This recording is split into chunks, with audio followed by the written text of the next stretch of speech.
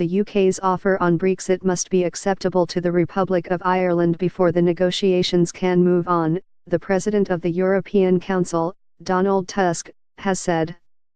Mr. Tusk was speaking after talks with the Irish Prime Minister in Dublin on Friday. He said, "The UK's future lies, in some ways, in Dublin." The European Union has said sufficient progress must be made on the Irish border before negotiations can move on. "The Irish request is the EU's request," Mr. Tusk said. "I realise that for some British politicians this may be hard to understand. But such is the logic behind the fact that Ireland is the EU member while the UK is leaving. This is why the key to the UK's future lies, in some ways, in Dublin, at least as long as Brexit negotiations continue." In a press conference with Dáil, Irish Prime Minister, Leo Varadkar, Mr. Tusk said that the UK's decision to leave the EU had created uncertainty for millions of people. "The border between Ireland and Northern Ireland is no longer a symbol of division, it is a symbol of cooperation, and we cannot allow Brexit to destroy this achievement of the Good Friday Agreement," he said. By BBC political correspondent Adam Fleming.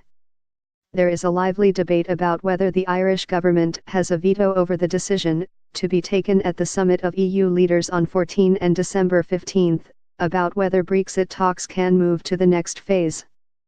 Call it what you like, but now Donald Tusk has told us for sure that the rest of the EU will do what Ireland decides. There was a put-down for British politicians who may find it hard to understand why this is important. But there was some comfort for the British government. Donald Tusk shares their view that the issue of the border can only be solved when there is more clarity about the UK's future relationship with the EU. And Mr. Tusk ended by saying the key to the UK's future lies, in some ways, in Dublin. Is this a hint that the Irish government's suggestion that Northern Ireland remain in the EU single market and customs union is the answer for the whole of the UK? Or is it just a reminder that Dublin is first among equals among the remaining 27 members of the EU? The UK started Brexit, and now it is their responsibility to propose a credible commitment to do what is necessary to avoid a hard border. As you know, I asked Prime Minister May to put a final offer on the table by the 4th of December so that we can assess whether sufficient progress can be made at the upcoming European Council. Let me say very clearly.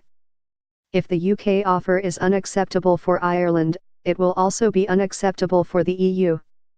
The Dáil thanked Mr. Tusk for the solidarity demonstrated by all EU partners and called the EU a family which sticks together.